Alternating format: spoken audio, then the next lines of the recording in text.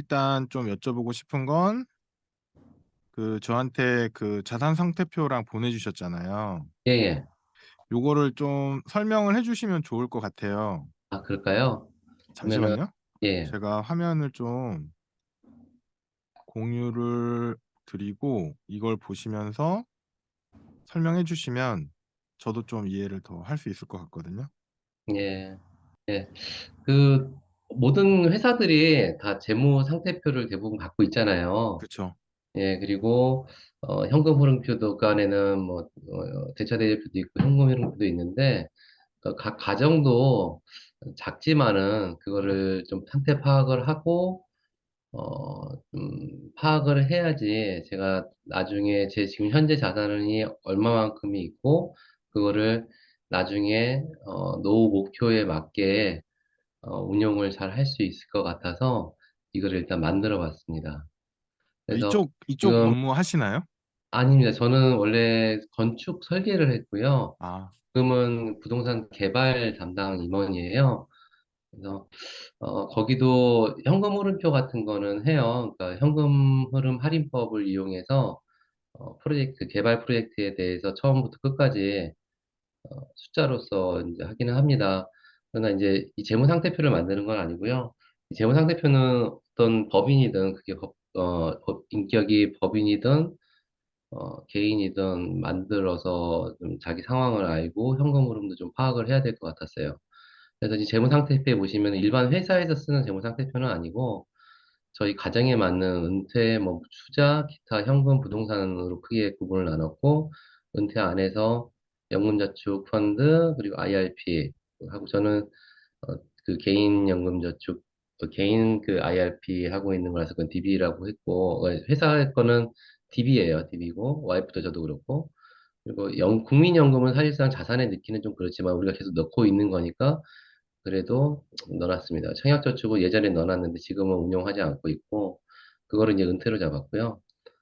투자는 예적금도 기본적으로 시장 수익률은 들어가기 때문에 투자군에 넣었어요. 개별 주식은 다 뺐고, 그리고 ISA도, 와이프 거는 지금 ETF에 넣어서 운용을 하고 있지만, 제 거는 비교를 하기 위해서 예금에 넣어놓고 있습니다.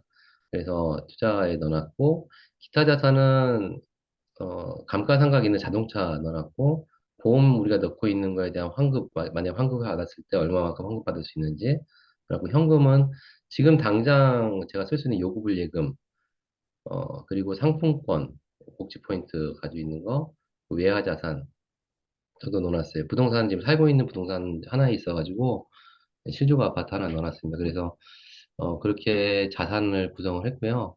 부채는, 예, 틀렸네요. 부채는 이제, 저희는 다행히 지금은 대출이 없어요. 신대출도 없고, 주담대도 없고, 그리고 이제 매달 쓰는 카드가 매월 14일 날 나가기 때문에, 그거는 이제 부채로 잡아놓은 상태고, 그 밑에 보시면 순자산 대비 주식 비율은 이제 없으니까 그렇고, 금융자산 비율은 약 25% 정도, 그 부동산 비율이 뭐 대부분의 한국 분들이 많겠지만은 저도 거의 70% 가까이 됩니다.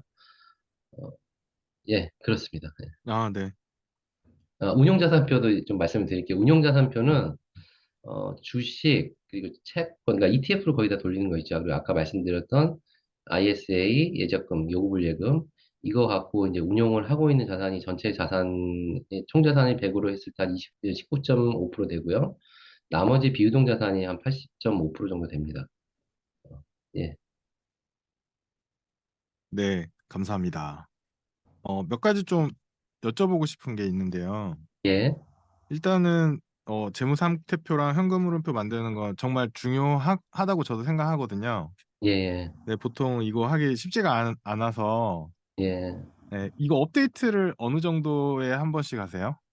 저는 이거를 사실 엑셀로 정리를 해요. 음. 가계부를 한 20년 동안 썼어요. 꾸준히 처음에 만들기는 음. 힘들었는데, 지금은 하루에 한 5분 정도 이렇게 웹프롤링 걸어놔가지고, 현재 자산 주식 가격이 바로 업데이트 되게끔 그냥 누르면은 가고, 어제 내가 얼마를 썼는지, 뭐 현금 얼마 썼는지, 카드 얼마 썼는지만 넣어놓으면은 바로 그냥 실시간으로 업데이트가 됩니다. 아, 네. 크롤링도 직접 다 만드시고요. 그러니까 생각보다 쉽더라고요. 그냥 그런 아, 거. 예, 예. 네. 그 지금 은퇴 자산 되어 있는 것 중에 예, 연금저축 펀드가 있고 DB형이 있고 IRP가 있는데 잠시만요. 국민연금 빼고 예, 국민연금이 한 1억 2천 정도 있는 거고 그러면 거기 은퇴자금 2억 4,800 중에 국민연금이 1억 2천 정도 있는 거네요. 예, 예. 그러면 국민연금이랑 지금 IRP DB 퇴직금이라고 되어 있는 거가 지금 퇴직연금에 있는 거죠? 예, 회사에서 충당금으로 들어가 있는 것들이죠. 네네네. 그거는 DB형이시고 그것 그게 한 6천 정도 있으시고 그걸 빼면 국민연금하고 DB형은 건드릴 수가 없으니까 그거 두 개를 빼면 예. 한 1억 원 1억 원이 조금 안 되겠네요. 한 지금 8천? 은퇴군에서 말씀하시는 건가요? 네, 은퇴 부분에서. 은퇴 부분에서 그거 빼면은 5,480 나오네요. 5,400이고 그리고 투자 항목에 있는 게 2억 1천만 원 정도 있는 거네요. 예, 그래서 합해서 2억 7,100. 예, 합하면 2억 7천 있으신 거고 그리고 현금 유동성은 그 정도 있는 거고 그리고 아파트가 현재 한 9억 7천 정도 예, 하나요?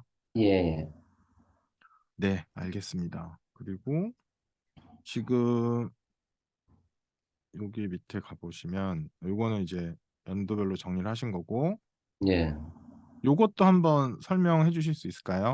이거는 사실 네. 제 와이프한테 보고하기 위한 매달 네네네. 보고하기 위한 대시보드를 만든 거예요. 네. 그래서 딱 이렇게만 보면 그러니까 다른 엑셀 파일 보면은 숫자들이 다양하게 많은데 이것만 딱 보면은 지난달에 어떻게 결산이 됐구나. 당월 저축은 얼마만큼 됐고 저축률은 이렇고 우리의 목표는 그러니까 이 금년 목표는 이런데 저축은 이렇고 저축률 이렇고 뭐 판매라고 하는 건 중고 판매예요. 그래서 얼마씩 이제 매달 나가는 그 판매한 거 그래서 순자산 부채 그리고 그 마영굴에서 봤던 그 정적 자산 배분을 저 조금씩 하고 있어요. 그래서 네. 그거가 지금 현재 상환 밸런스가 얼마나 되는지, 그 현금 유동성 얼마나 되는지, 그거를 이제 보여주는 거고요. 그 밑에는 결산하는 달 그리고 그 전달이랑 비교, 그 전년 동월 대비 얼마 됐는지, 그리고 금년 말에는 얼마 정도 누적이 됐는지 보여주고, 그 밑에 이제 그래프는 제가 2018년도부터 지금까지 매달 기준으로 세전 수입, 세전 지출, 세후 지출, 저축을 흐름을 보여주는 거예요. 음, 그래서 세후 지출은 다행히 이렇게 안정화되고 가고 있고, 다행히 이제 수입이 늘다 보니까 저축률이 늘어나고 저축도 늘어난다는 거, 눈으로 볼 수 있고, 저한테는 저축률이 상당히 중요했거든요. 지금까지는 어렸을 네. 때부터. 네, 저축률 지금 목표액이 75% 이상과 총각 때는 한 90%까지 계속 유지를 했었어요. 근데 결혼하고 나서는 지금 목표 저축률은 75% 이상 유지하려고 해요. 그러니까 세후 저축률로. 예. 그러니까 수입이 저축 늘어다 보니까 그 세금이 많아지잖아요. 그래서 세후 네네. 저축률이랑 세전 저축률 차이가 좀 납니다. 저축률이라고 하시면 수입 대비 저축의 금액 비율을 말씀하시는 건가요? 예, 가처분 수익 대비 네. 저축입니다. 그러면 75% 저축하시는 거예요? 예, 지금 아, 그렇고 연말까지 가면 한 84% 나올 것 같아요. 금년에는. 엄청나게 많이 저축하시는 아니, 그게 거 아닌가요? 어렸을 때부터 그랬을 수는 없고요. 아, 제가 한 1년 정도 1년 전쯤부터 다시 근무를 시작해가지고, 다행히 수입이 좀 늘어났어요. 그래서, 뭐, 물 들어올 때 노젓 는다고, 그때 바짝 시드를 만들어야겠다는 생각이 들었습니다. 네네네. 음, 알겠습니다. 어, 예, 요거는, 이거는 이제 현금 흐름표예요. 네네. 연도별 현금 흐름표고요. 네. 이게 이제 풀어보면은 달별로 나오긴 합니다. 음, 이제 일반 회계 기준의 계정 과목이 있듯이 저희도 이제 계정 과목이 따로 있어요. 가정에서 네네. 스스로 만든 거. 이제 그건 여기에 보여지지 않지만은 그 데이터가 로우 데이터로 해가지고 그러니까 총소득, 근로소득, 그리고 근로소득 외 실현소득, 미실현소득, 그리고 노후가 되면은 제가 일을 안 해도 소극적 소득이 늘어야 되기 때문에 소극적 소득에 대한 정의를 내리고 그거를 좀 숫자로 표현을 했어요. 그래서 소극적 소득이 점점 늘어나면 좋겠지만은 아시아 유동성 시장이었던 2019년, 20년도에는 좀 많았는데 지금은 거의 없습니다. 예. 그리고 그 밑에 부분은 매년 소비하는 카테고리에서 가장 뭘 많이 음, 소비하는지를 좀 파악을 해보려고 세금이랑 보험이 가장 많이 들어가고 세금은 일반 조세랑 준조세 다 들어가 있고요. 보험은 국민연금이나 아니, 그러니까 일반 우리가 들어가는 준조세 보험이랑 그리고 저희가 개인으로 넣는 건강보험이라든지 실비보험이 들어가 있는 겁니다. 예. 그리고 알겠습니다. 그 밑에 부분은, 작가님께서 저한테 많은 가르침을 주셨던 초창기 버전의 정적 자산 배분이에요. 지금 여기는 ETF 종목은 안 나와 있지만은, 맨 위에 게 선진국이고요. 코덱스 선진국 MSCI 월드고, 두 번째가 아리랑 신흥국 MSCI, 그 다음이 골드, 국고채, 미국채 선물, 10년물이에요. 그래서 이거를 실제로 지금 운용하는 규모는 7천만 원 정도 됩니다. 근데 계좌가 여섯 개를 운영을 하고 있고, 각 개별 계좌마다 저는, 보면 중립형을 거의 유지를 해요. 그러니까 25, 25, 3, 23, 24 정도를 유지하고, IRP 같은 경우는 25, 25 그리고 골드는 없고요. 어, 미국 채권도 없고 그냥 국립 채권 10년물로 다 50% 채워져 있는 상태예요. 네, 그 상황들입니다. 네. 그래서 이제 리밸런싱 할 때 저는 거의 네, 안 하고 있는데 요즘에는 네. 제가 추가 금액이 얼마 들어가는 거에 따라서 이제 사고 팔고 하는 계산식을 그때 알려주셨잖아요. 그거를 제 나름대로 조금 더 응용을 해본 겁니다. 네, 알겠습니다. 어, 혹시 뭐 궁금하셨던 거 있으신가요? 제가 가장 궁금했던 거는, 제가 이제 연도별 캐시플로우가 기대 수명을 100살로 보고, 그래도 좀 보수적으로 100살로 음, 보고, 음. 쭉 뿌려놓은 게 있었는데, 이 연금 자산, 준비해가는 연금 자산, 누적해가는 연금 자산의 엑시트 순서였어요. 그러니까 그게 저는 제 시나리오별로 보면은 연금 저축, 그리고 보통 예금, 예적금, IRP인가 퇴직연금, 청약저축, 연금저축, ISA, 그 다음에 이제 주택을 매각해서 하든지 아니면 그 주택연금을 받든지 그 순으로 엑싯을 잡았는데, 결국에는 이게 세금하고도 절대적으로 이게 연관이 있기 때문에 혹시 작가님이 권하시는 엑싯 순서라든지 이런 게 좀 있을까 좀 궁금했습니다. 네, 알겠습니다. 일단은 제가 이제 주신 정보 가지고 예, 제가 한번 시뮬레이션 한번 해봐 드릴게요. 예, 잠시만요.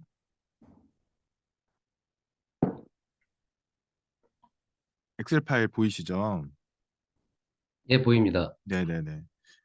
지금 77년생 정도 되셨나요? 76년생입니다. 네. 그러시군요. 네, 76년생이시고, 76년생 남자분 같은 경우에 기대연명은 82세라고 나와 있어요. 통계청 예, 기준입니다. 예, 예, 네, 그렇게 나와 있고, 이 시뮬레이션에는 인플레이션을 2.1%로 잡아놨어요. 왜냐하면 과거 20년간 그 정도 인플레이션이 있어서 앞으로도 그럴 것이다라고 가정을 합니다. 예, 그리고 이제 여기 밑에 보시면 마우스 보이시죠? 예, 기대 수익률. 기대 수익률에서 예금 수익률을 3.3%라고 가정을 했고요. 그러니까 무위험 이것 수익률을 역시도 넣으신 거죠? 예, 네, 맞아요. 예, 그래서 예, 이거 역시도 과거 22년간 평균 수익률을 넣었어요. 예. 예, 그렇게 했고 그다음에 투자를 할 경우에 수익률은 8% 정도를 넣었어요. 왜- 이거를 그냥 목표 수익률로 받아도 되나요? 네, 목표 수익률로 보시면 될 것 같고요. 예, 그리고 다시 위로 올라가셔 가지고 지금 82세가 기대 여명이라고 가정을 했고 예, 은퇴 나이는 이제 55세 얘기를 하셔서 일단 그렇게 해서 예, 예, 시뮬레이션 한번 해볼 거예요. 예, 그러면 저축 가능 기간은 앞으로 8년 남아 있는 거고요. 그쵸. 은퇴를 하시고 이제 죽을 때까지 27년 정도 그 돈으로 사셔야 되는 거고 예, 지금 DB형이라고 하셨는데 예. 현재 직장 근속 연수가 어느 정도 되세요? 저는 뭐 일반 사기업이기 때문에, 예. 예, 정해져 있지는 않습니다. 아니 현재까지 다닌 기간. 지금 이 직장에서는 1년 됐어요. 이 직장 1년 되셨구나. 예, 네, 알겠습니다. 그러면 제가 이걸 한번 시뮬레이션 해볼 거고 은퇴 후 생활비가 한 400만 원 정도? 현재 기준으로 예, 예, 이렇게 생각하신다고 하신 것 같아요. 예, 현재가로, 예, 네네. 현재가로 400 정도면 은퇴 시점, 그러니까 55세 되시는 시점에는 470만 원 정도 되시고 사망할 때까지 인플레이션 계산하면 800만 원 정도가 되거든요. 예, 그런 식으로 해서 인플레이션은 감안을 해놨고 지금 현재 금융 자산이 아까 대화 나누면서 적어주신 건 2억이었는데 대화 나누면서 들어보면 한 2억 7천 정도 있으신 것 같아요. 예, 예, 네. 운용할 수 있는 금융 자산 예. 이 정도 있으신 것 같고 요거 가지고 한번 시뮬레이션을 해볼게요. 작가님, 지금, 네, 미래 가치에, 네, 그러니까 현재 가치로 400만 원, 월 400만 원을 봤을 때, 네, 미래 가치 55세 때의 FV가 472만 원이고, 네, 12세 때 828만 원으로 보시는 거네요. 맞습니다. 아, 예, 네, 요 감사합니다. 계산은 뭐 인플레이션을 그냥 기하로 공리로, 곱해서 예, 예, 예, 계산한 거예요. 예. 그래서 지금 이제 어느 정도 저축을 해야지 저 노후 생활비를 사망 시까지 쓸 수 있느냐를 시뮬레이션 하는 거고 예. 어, 제가 재밌는, 네, 이걸 매크로를 어떻게 누르신 겁니까? 뭐 엑셀에 VBA라는 아, 프로그램 예, 짤 수 있는 툴이 예, 있어가지고 예, 그걸로 짰고요. 예. 어, 지금 이제 숫자가 하나씩 올라가게끔 해놔서 시간이 조금 걸려요. 한 근데, 번에 보이면 금방 돌아가는데 예, 저도 이제 모델링을 가끔씩 돌리긴 하는데, 이렇게 네. 실시간으로 보는 거는 이렇게 이게 돌아가는 거 처음 봐요. 예, 사실은 되게 좀 무식한 방법인데 예, VBA에서 다 결과 끝난 다음에 보면 한 1초면 끝나거든요. 예. 근데 이게 숫자 하나씩 올라가는 걸 좀 보려고 제가 일부러 이렇게 만들었는데 근데 간단히 재밌네요. 왜냐하면 숫자 하나하나 올라갈 때마다 그 민감도에 따라서 네, 결과물이 바뀌는 거잖아요. 그 좋습니다. 밑에 은퇴 시점 총 자산이랑 예, 생활비 바닥 나이 같은 것도 같이 변하거든요. 예, 그래서 이렇게 해봤는데 일단은 지금 이제 DC인 경우, DB인 경우를 한 번에 계산을 해요. 예, 그리고 이 왼쪽에 있는 건 예금을 할 경우, 그리고 투자할 경우거든요. 예, 그래서 왼쪽부터 한번 설명을 드리면 DB형이시니까 오른쪽으로 설명을 한번 드릴게요. 예, 그러니까 퇴직금 이 DBDC를 왜 표시를 했냐면 DC형으로 운용할 수 있는 경우에 결과 차이가 굉장히 크게 나요. 그래서 이렇게 분리해서 이제 보여주고 있고요. 예, 실제로 제가 인터뷰한 분 중에 20대 후반 남자분이 계셨는데 예, 그분 같은 경우에는 DC형으로 회사에서 받고 있고 한 50대, 55세까지 자기는 그냥 회사 다니고 싶다고 하시더라고요. 예. 그분은 투자를 한 푼도 안 하셔도 되더라고요. 퇴직금 시간이, 받는 것만 네, 예, 시간, 시간이 있고 DC형으로 받는 것만 굴려도 그 현재 소비가 많지 않아서 예. DC만 굴려도 되는 노후준비가 되는 어, 그런 훌륭한, 그냥 상황이세요. 연구 포트폴리오만 그냥 가만히 놔둬도 네, 충분히 되겠네요. 네, 예, 네, 네. 그래서 그런 식으로 분리해놨고 현재 DB형이시니까 오른쪽 걸 보시면 되는데 일단은 현재 시뮬레이션 그 급여 인상률은 우리나라 지난 20년간 급여 인상률 통계값을 그냥 넣은 거예요. 예, CPI 넣어도 될 것 같고, 네, 네. 그래서 DB로 수령할 수 있는 퇴직금은 한 5천만 원 정도 예, 된다고 나오는 거고 이 여기에서의 급여 기준은 40대 평균 수입 가지고 그냥 계산한 거예요. 예, 400만 원, 예, 414만 원인데 요걸 가지고 계산한 거라 뭐 케이스 바이 케이스로 달라지고요. 요걸 이제 높이게 되면 더 올라갈 수는 있고요. 예, 그래서 일단은 현재 자산 2억 7천이 있고 그 다음에 은퇴 후에 400만 원 현재 기준의 400만 원의 소비 수준을 유지하려면 얼마를 저축해야 되냐인데 3.3% 수준의 예금 금리만 받게 되면 한 달에 778만 원을 저축해야 된다라는 결론이 나와요. 현재 가치로 778만 원 저축을 해야 예, 된다. 예, 네. 지금 시점에 예, 매달. 그러니까 불가능하잖아요. 예, 뭐 가능할 수도 있지만 예금으로 하면 이렇게 되고 예, 투자를 하게 되면 8% 수익률이 난다는 가정하에 한 달에 211만 원 정도를 투자를 하면 됩니다. 예, 뭐 첫 번째 포인트는 예금만으로는 너무 힘들지만 투자를 병행하면 어느 정도 노후 준비가 가능하다라는 게 어, 첫 번째 포인트예요. 예, 여기서 이제 기대 수익률 자체가 뭐 20% 30%면 이게 훨씬 줄어들겠지만 사실 2, 30%의 수익률은 굉장히 어렵다고 생각을 하고요. 예, 반면에 7, 8%의 수익률은 충분히 가능하다고 저는 생각을 해요. 예, 그래서 제가 뭐 제 계좌 인증도 계속 하고 있잖아요. 예, 예, 그래서 뭐 보시면 아시겠지만 4년 반 넘었는데 한 7.7% 정도 수익은 나고 있거든요. 예, 그래서 7, 8%는 가능하다라고 저는 생각을 하고 있고 예, 그런 식으로 운영을 했을 때 한 달에 200만 원, 210만 원 정도 이제 투자를 이제 추가를 해주시면 되는 거죠.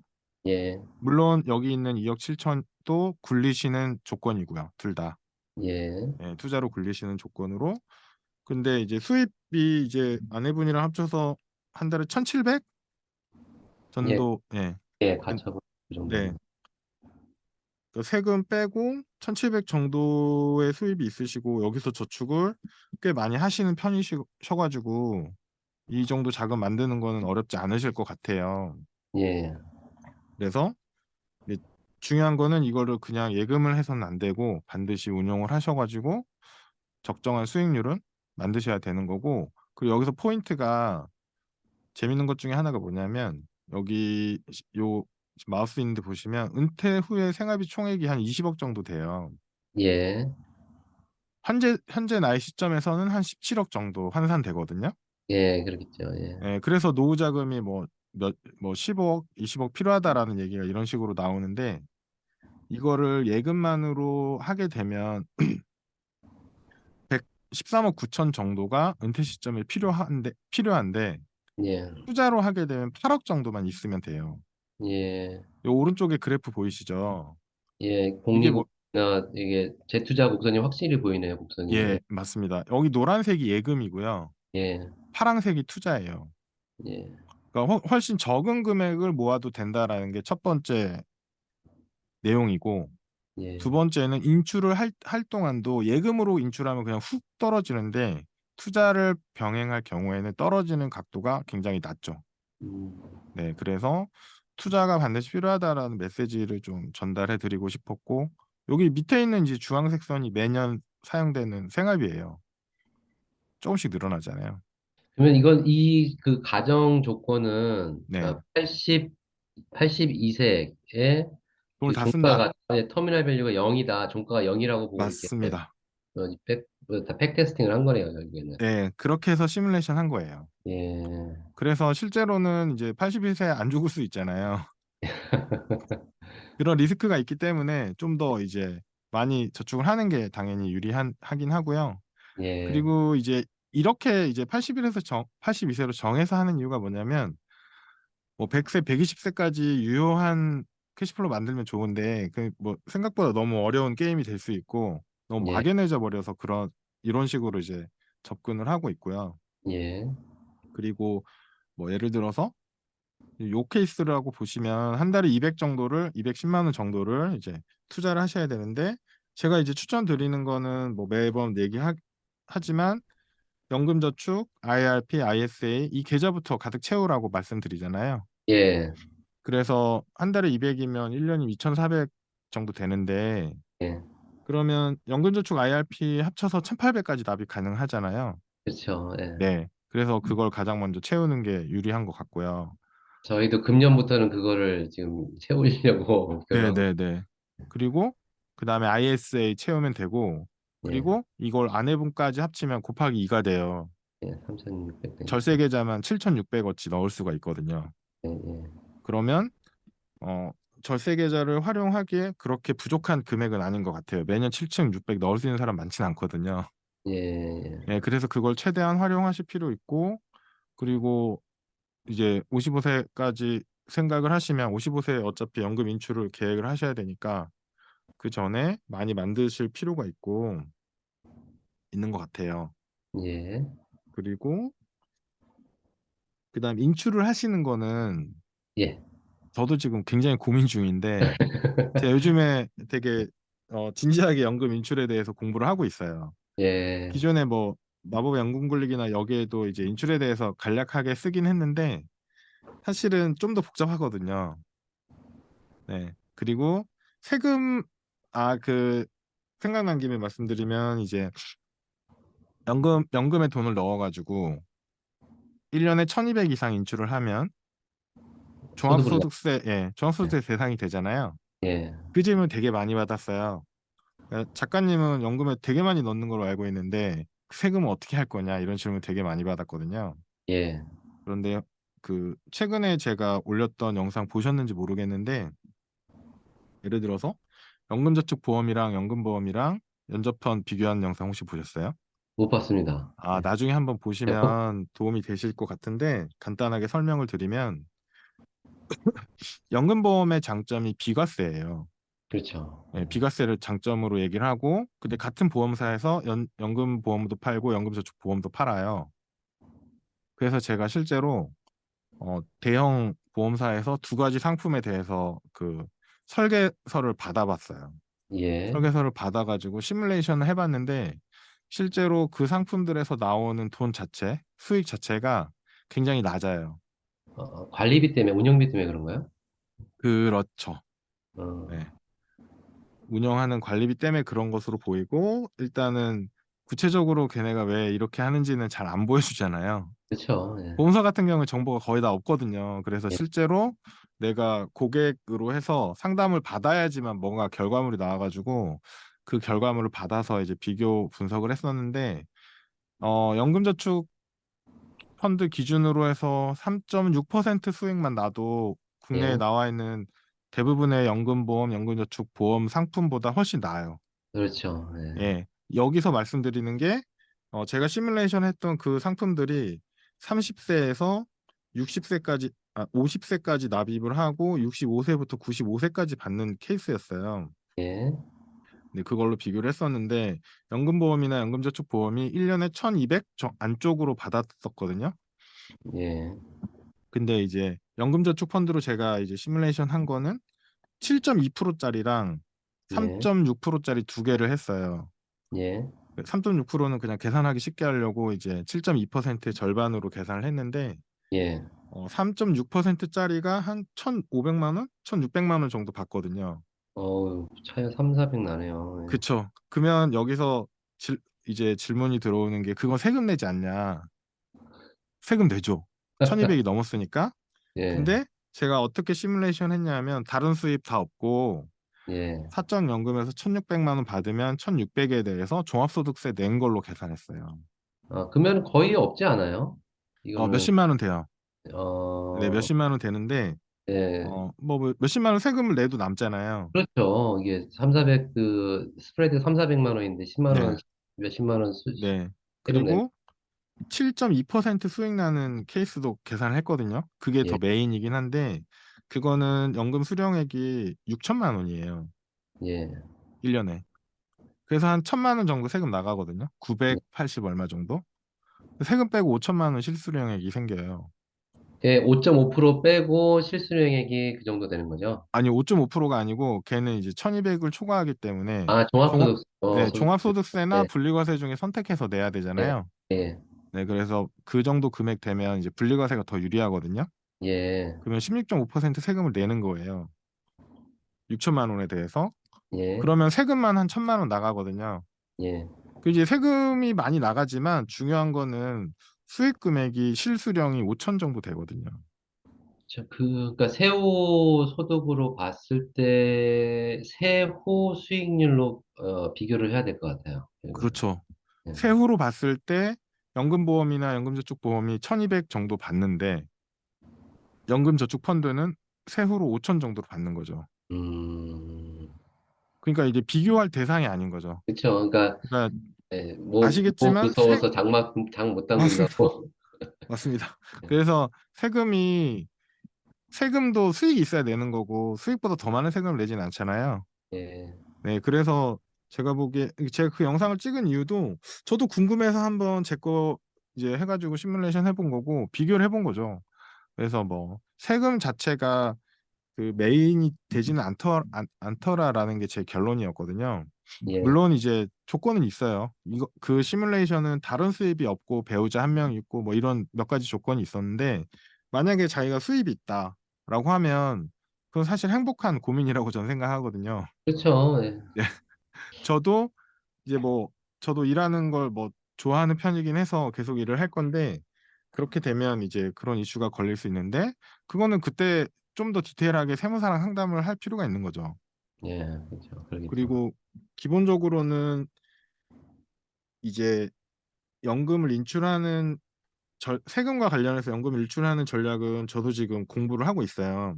예, 왜냐하면 제가 써야 돼서 준비를 하고 있는데 예, 기본적으로 몇 가지 이제 아이템들이 있어요. 몇 가지 아이템들이 뭐냐면 어쨌거나 초과 납입한 금액이 먼저 인출되거든요. 그렇죠. 예, 예. 그렇기 때문에 내가 당장 쓸 돈이 많이 필요 없다거나 여러 가지 좀 고민을 하긴 해야 되는데 그러면 초과 납입분을 한 번에 찾는 것도 필요할 수 있어요. 그게 더 유불리를 좀 잘 봐야겠네요. 예. 예, 그래서 이게 한 가지 정답이 있는 건 아닌데 그걸 찾고 그다음에 나머지 연금 금액이 내가 대충 요즘에 1,500으로 내년부터 늘잖아요. 예, 어, 개인연금 과세 기준이 1,500으로 늘기 때문에 그거 제도 변화하는 거 보면서 1,500으로 맞춰서 1년에 1,500씩 끊어서 찾으면 내가 뭐 10년, 15년, 20년 동안 찾게 하면 되겠다라는 판단이 쓰면 초과 납입분을 한 번에 찾고 예를 들어서 그 다음 해부터 그 과세 대상 연금 수령 금액을 1,500에 맞춰서 이렇게 끊어서 받는 것도 유리할 수 있거든요. 음, 네. 그 방법이 있고 그리고 퇴직 퇴직금 받은 아이 퇴직금 받은 IRP 계좌는 퇴직소득세 납부하잖아요. 그렇죠. 그것도 완전히 분리과세돼요. 다른 거랑 분리되거든요. 아, 예, 그래서 그거는 되게 활용하기가 되게 좋은 음, 아이템이긴 하죠. 그래서 내가 만약에 뭐 지금 생활비가 좀 필요하다면 지금 좀 땡겨 쓰고 만약에 그렇지 않으면 나중에 써도 되는 그런 거고 세액공제 받은 애들만 좀 과세를 신경 쓰면 되는데 그거는 사실은 세액공제 받은 금액이 굉장히 많이 모였으면 세금을 내면서 찾는 것도 방법이긴 해요. 음, 네. 그래서 아직 시간이 조금 있으시니까 계속 납입을 하시면서 제가 아마 정리가 잘 되면 뭐 책으로 내지 않을까 싶긴 하거든요. 예, 그때 또 책으로 또 네, 책이나 뭐 이렇게 힌트를, 유튜브에 예, 해서 이제 좀 참고해 보시는 것도 좋을 것 같고 이게 깔끔하게 정리된 데가 없어요. 예, 제 자료를 지금 엄청 많이 찾아보고 있는데 깔끔한 게 정리된 데가 없어서 저도 뭐 어떻게 할까 이제 여러 가지 시뮬레이션을 머릿속으로 생각을 하고 있는데 중요한 거는 잘 쌓아놓기만 하면 찾는 게 뭐가 문제냐. 세금을 내도 괜찮다. 약간 요렇게 많이 가고 있습니다. 네, 세금을 뭐 상속 증여 아니면 세금 그렇게 네. 물론 이제 대신에 우리가 수입이 없을 시기가 왔음에도 불구하고 수입을 계속 파이프라인을 만들어 놓는 게 중요한 것 같아요. 예. 맞습니다. 그래야지 뭐 세금을 내더라도 그냥 세금 내고 그 잉여금으로 이제 살 수 있는 더 이제 안정감을 느낄 수 있는 것 같습니다. 예. 그래서 사실 저도 제 어떤 계획이기도 하고 제가 다른 사람들하고 좀 가이드해주고 싶은 것들 중에 하나가 뭐냐면 은퇴 후에 한 달에 뭐 200이든 300이든 400이든 요게 딱 연금 계좌 내지는 연금성 계좌에서 계속 캐시플로우가 나오게 하는 구조를 만드는 게 좀 계획이거든요. 예, 제일 중요. 그것만 되면 사실은 다른 활동, 자기가 살아가면서 하는 다른 활동 되게 좀 유- 편리하게 할 수가 있으니까 예. 그거를 좀 잘 만들고 싶은데 일단은 네 지금 말씀하신 왜 그걸 궁금해 하셨는지도 알 것 같아요. 그리고 제가 아까 얘기 들으면서 포트폴리오 얘기를 좀 하셔가지고 예. 그 포트폴리오를 좀 변경시킬 생각은 없으세요?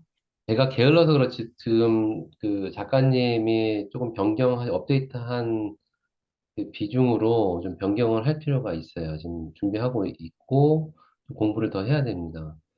네, 그리고 제 나름대로 이제 백테스팅하고 상관관계 정도 보고, 요즘 워낙 상품이 많이 나오다 보니까, 그거를 가장 먼저 그 작가님께서 공부를 먼저 해주시더라고요. 그래서 저 좀 힌트를 얻고, 저도 그 상품을 좀 공부하고, 결정해서 좀 변경을 하려고 해요. 예, 어, 한 가지 좀 팁을 말씀을 드리면 예, 예, 아까 이제 구두로 언급해 주신 것 중에 MSCI 선진국이랑 MSCI 신흥국 갖고 계시다고 하셨어요. 예, 예. 그런데 일단은 제가 일단 MSCI 선진국도 분석은 해봤지만 특히 신흥국 같은 경우는 둘이 비슷하긴 한데 MSCI 신흥국이 현재 우리나라에 나와 있는 ETF 기준으로 말씀을 드리면 예, 신흥국 지수 퍼포먼스를 못 쫓아가요. 그런 것 같아요. 예, 이게 예, 괴리감이 생기더라고요. 예, 그게 보통 이렇게 저 분석을 할 때 기초 지수에 대한 분석을 먼저 하거든요. 예, 기초 지수에 TR 지수가 있고 ER 지수가 있어요. 그러니까 TR은 이 토탈 리턴이라고 해서 플레이턴이고, 예, 예, 배당금이 포함된 거잖아요. 예, 배당금이나 이런 게 포함된 거고 뭐 PR이나 ER은 그게 포함 안 된 가격 지수거든요. 예, 근데 그 다음에 ETF가 뭘 추종하냐에 따라서 성과가 달라지는데 MSCI 신흥국 ETF 같은 경우에 R이랑 거 쓰실 거잖아요. 예. 얘는 PR 그러니까 TR하고는 한 3% 이상 차이 나요. 3% 포인트 매년. 그래서 얘가, 그리고 예, 말씀하십시오. PR 그 ER 이게 선물 지수니까 ER 지수보다도 0.9% 포인트 정도 언더퍼폼해요. 예, 그러니까 이 ETF는 신흥국 지수를 추종을 하는데 엄청 낮은 퍼포먼스를 보이니까 예, 예. 어 과감하게 빼주셔도 좋을 것 같아요. 이게 롤오버가 때문에 생긴 괴리감이 아니라 그 위에 두, 가, 두 붙어가는 게, 가지 네네 그렇죠. 롤오버 이슈면 ER 지수랑 같이 움직여야 되는데 예. 이 상품이 이름 뒤에 보면 합성이고 아, 예, H가 들어가잖아요. 해지하는 예. 거예요. 그러면 합성 상품들은 일단 운용 비용이 비싸요. 아, 우리한테 받는 보수, 그러니까 공시되어 있는 보수 말고 예, 이 운용사가 운용할 때 기본적으로 상대 금융회사랑 이거 거래를 하기 때문에 합성이라고 되어 있는 거거든요. 거기서 아, 들어가는 숨은 비용들이 많이 있어요. 그게 하나가 있고 그리고 해지형들은 해지 비용이 또 들어가잖아요. 그렇죠. 이게 공시가 안 되거든요. 저희가 얼마인지 모르지만 꽤 많이 들어가는 걸로 보인다. 음, 그래서 이 두 가지 비용 일단 제가 파악할 수 있는 건 이 두 가지인데 그것 때문에 퍼포먼스가 엄청 떨어지더라고요. 예, 저도 예전에는 이 신흥국 합성 상품을 포트폴리오에 편입을 했었고 책에도 그렇게 썼었어요. 네요. 초창기 때, 예, 근데 제가 실제로 운용을 하고 투자를 하다 보니까 이 퍼포먼스 안 좋다는 얘기는 되게 많이 들었는데 예, 그거는 이제 신흥국이 안 좋아서 그럴 거라고 생각을 했었는데 제가 몇 달 전부터 이제 분석을 하다 보니까 이 상품 자체에 문제가 많더라고요. 음, 그래서 제가 올해 작년 하반기부터는 신흥국을 웬만하면 빼고 예, 그냥 신흥국을 추종하게끔 ETF로 구성하면 되거든요. 그러니까 음, 번거로우면 그냥 한국만 넣어도 돼요. 극단적으로는.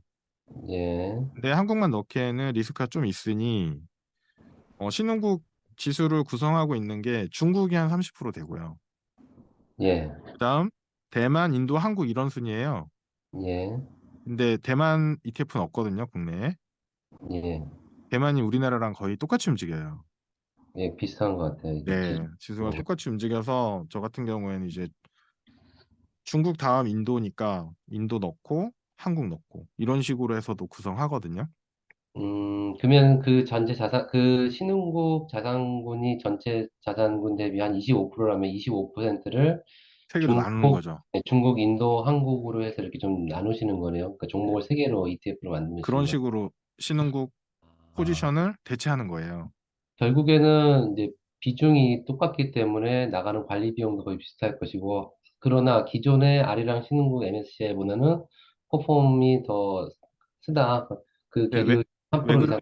왜 거다. 그러냐면 예, 그 제가 이제 인도도 좀 애매했는데 최근에 인도 투자하는 ETF 중에 실물이고 언해지형이 생겼어요.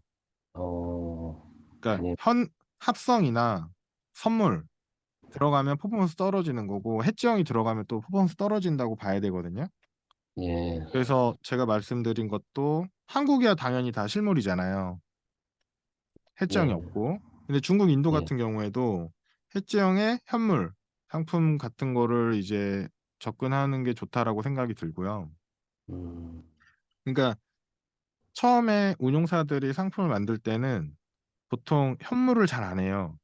왜냐하면 운용 맡긴 자금이 펀드가 크면 하는데 그렇지 않으면 자기네 관리 비용이 더 많이 들어가는 것 같아요. 그래서 선물 상품이나 합성 상품으로 많이 내놓고 예, 우리나라에도 S&P 500 같은 경우에도 2019년도만 해도 선물 상품밖에 없었어요. 선물의 해지형밖에. 근데 음, 지금은 현물도 많이 나오고 언해지형도 많이 나왔잖아요. 예. 그래서 그때하고는 이제 지금하고는 투자 환경이 많이 달라졌다는 생각이 들고 이제 접근을 하실 때 그런 거를 좀 생각을 해보시면 좋을 것 같아요. 네, 그래서 좋습니다. 네, 공부할게요. MSCI 선진국도 저는 빼셨으면 좋겠어요. 얘도 아, 합성의 해지형이거든요. 뭐 리밸런싱을 떠나서 종목을 진짜 리밸런싱 해야 되는 시기가 오긴 온 것 같아요. 저는 네, 그렇게 차라리 봤어요. 그냥 미국 환노출을 그냥 넣는 것도 예. 검토를 해보실 필요가 있을 것 같아요. 네, 도움이 좀 되셨나요? 많이 됐어요. 예, 아, 예. 공부도 해주시고, 이 노후 계획에 대해서 이 툴 자체가 너무 재밌네요. 재밌고, 예. 네네. 저도 근데 재밌게 만들고 뭐 있습니다. 작가님 뵈서 이렇게 대화하는 것도 참 좋고요. 네. 나중에 그 밴드 모임에 좀 가입해서 저도 좀 참여하고 싶습니다. 정말. 네, 언제든지 들어오십시오. 예, 그래요. 다음번에 조인하겠습니다. 오늘. 아, 네, 알겠습니다. 예, 너무 감사합니다. 네, 수고하셨습니다. 주말에. 네, 감사합니다. 주말 잘 보내세요. 네.